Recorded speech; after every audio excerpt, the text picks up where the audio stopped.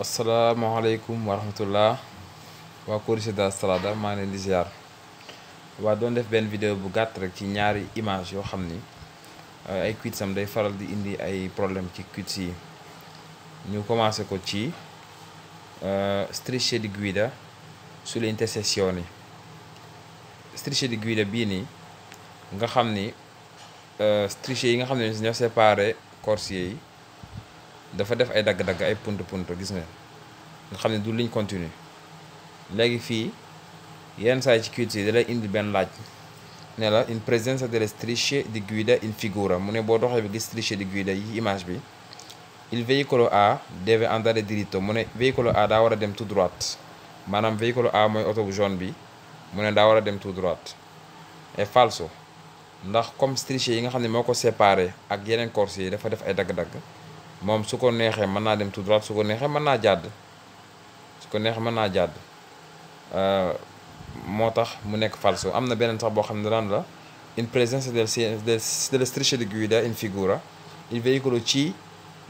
deve svoltare a destra mu ne veicolo C daa war a jàdd a destra mu ne bu ne deve rek mooy mënut a def leneen loolu rek la war a def baatu deve loolu lay signifié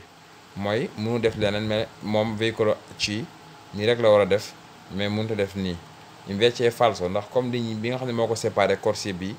dafa def ay dagg-dagg bu ko neexee mën naa jàdd mais bu ko neexee mën naa dem tout droit. su neewoon il veicolo C può svoltare a destra bu boobaa dañ xam ne am na possibilité svoltare a destra mais bu ko neexee mën naa jubal dem tout droit. bu neewoon tamit veicolo A può andare diritto da nga xam ne bu ko neexee mën naa def leneen lu dul andare diritto ndax può ak deve bokkuñ lañuy signifié. léegi xaar leen ma jàll ci beneen image bi. beneen image bi li ñuy wax isola di traffico la xam nga kii bokkut ak bi ñu doon xool léegi kii ligne bi nga xam ne moo séparé véhicules yi wala corsier yi nekk ligne continue du ligne discontinue nekkul strisce discontinua ma strisce continua la comme lii nii ak ligne bi ak bi def nii. kon véhicules yi moom direction bi ñu nekk rek canalisation bi ñu nekk moom la ñuy topp mënuñoo jël beneen. bokkut ak bi nga xam ne moom lañ gis léegi moo tax bii da ngay gis yenn saa ci quiz yi mu ne la in presenza dell'isola di traffico rappresentata in figura boo doxee bi gis isola traffico bii ci image bi il veicolo C può andare in qualsiasi direzione mu ne veicolo C mooy oto bu ñuul bi mën naa dem ci direction bu ko neex.